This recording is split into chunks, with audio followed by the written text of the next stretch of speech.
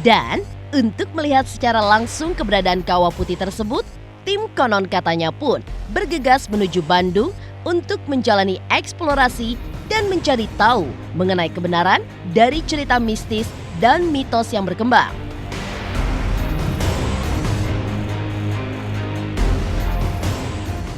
Oke pemirsa, konon katanya kali ini saya udah berada di kawasan Kawah Putih pemirsa. Nah ini sih belum sampai lokasi Kawah Putihnya sih, saya baru akses poin dari Kawah Putih sendiri. Di sini bisa lihat udah ada kayak semacam gerbang di sini pemirsa. Gerbangnya tuh dari kayak kayu ya. Dan di atasnya tuh ada tulisan ya, tapi nggak terlalu jelas. Saya kurang tahu itu tulisan apa, bahasa apa bahkan. Menurut saya sih juga bukan bahasa aksara Jawa sih. Oke deh kalau gitu coba saya jalan lebih jauh lagi. Di sini sih bener-bener asri ya pemirsa ya. Suasananya tuh dingin banget. Saya saranin sih mendingan kalau kesini tuh harusnya pakai jaket ya. Pas aksesnya aja tadi saya tuh kayak ngerasa gimana gitu, aura dinginnya tuh kayak menusuk banget gitu.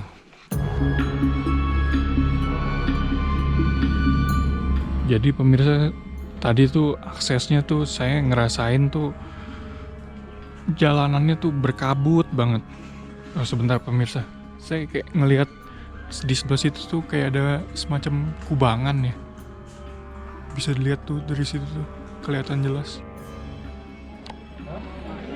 Nah pemirsa, konon katanya sekarang saya udah mendekati banget nih lokasi dari Kawah Putih ini.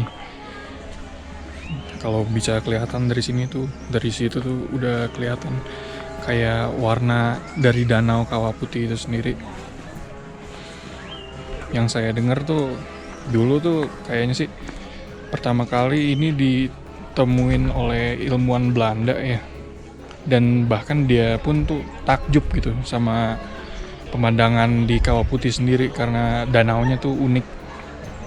Bisa dilihat tuh di sini vegetasinya sih agak rada kering ya.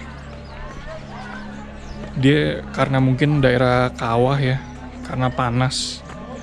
Tapi uniknya tuh udaranya tuh dingin gitu pemirsa.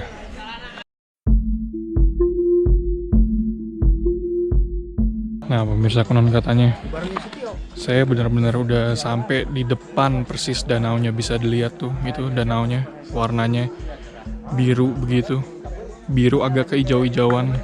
Itu tuh yang bikin para Belanda yang datang ke sini tuh takjub gitu. Nah sesuai yang saya bilang tadi ya, di sini tuh vegetasinya tuh kering banget. Bisa dilihat.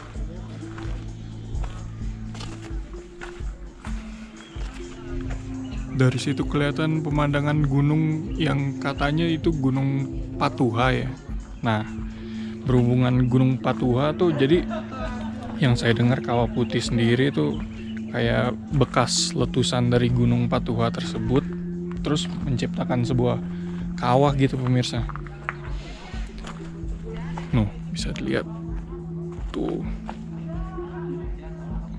Kabutnya tebal banget, bener-bener tebal banget pemirsa. Di sini sih masih dingin ya, dingin banget. Terus aroma belerangnya tuh berasa banget. Di sini bisa kita lihat nih, dia kayak tanahnya tuh hijau ya warnanya. Tuh, ini mungkin yang kayak namanya tuh pasir vulkanik apa kalau nggak salah tuh pemirsa. Unik banget hijau. Teksturnya sih agak lebih kasar dari pasir pantai ya.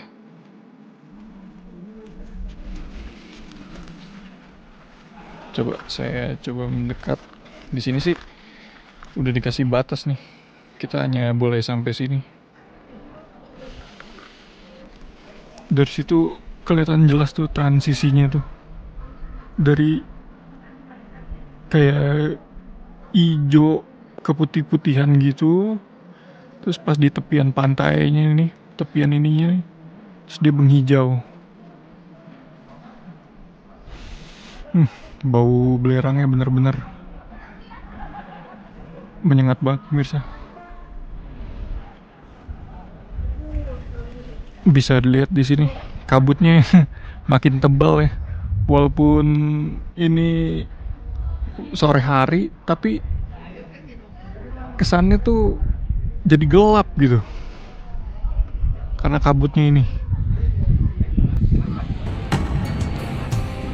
Anginnya juga berasa lumayan kenceng ya di sini. Jadi nambah suasana dingin sih. Coba saya explore lagi lebih jauh. Nah, pemirsa konon katanya, sekarang saya coba nih masuk ke jembatannya nih. Tuh ke arah tengah dari Kawah Putih itu. Waduh, agak ngeri ya. Ini jembatannya soalnya kayak rada miring. Waduh, di sini juga bau belerangnya makin menyengat pemirsa.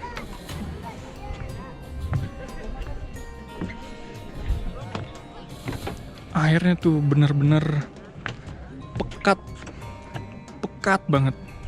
Saya sebenarnya penasaran gitu, pengen nyentuh permukaannya tuh. Apa panas atau kayak air biasa sih?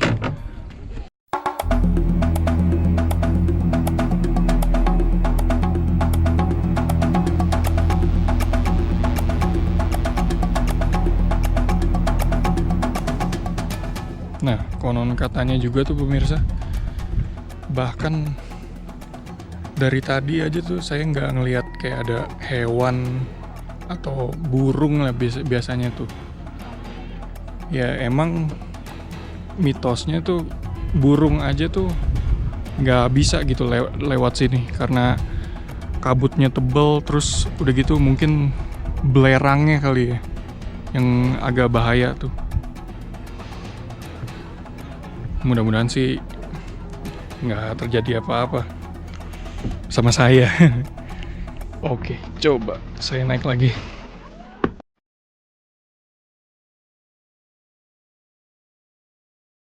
Bisa dilihat pemirsa, benar-benar tandus gitu suasananya.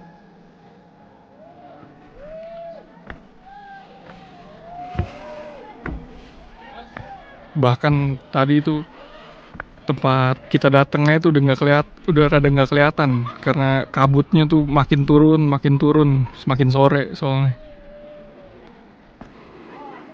Di sini sih larang-larangannya tuh bener-bener diperketat ya.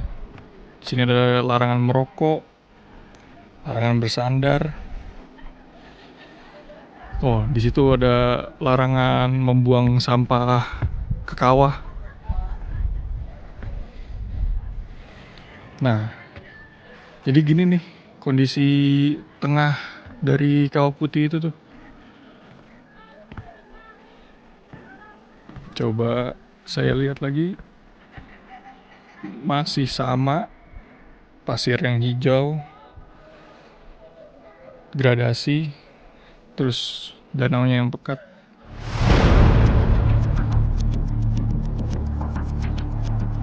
Nah, di tengah yang semacam pulau ini nih, yang tempat saya pijak ini nih, itu tuh kayak bener-bener tandus sih. Gak ada vegetasinya tuh, cuma 1 batang, 2 batang, 3 batang tuh kelihatannya. Bener-bener deh unik. Yang bikin unik sih, jadi kesannya tuh kita kayak terisolasi gitu pemirsa. Kayak merasa terisolasi karena kabutnya yang tebel dan suasana tempat ini. Coba saya lanjut ke bawah situ karena ada tangga di sini.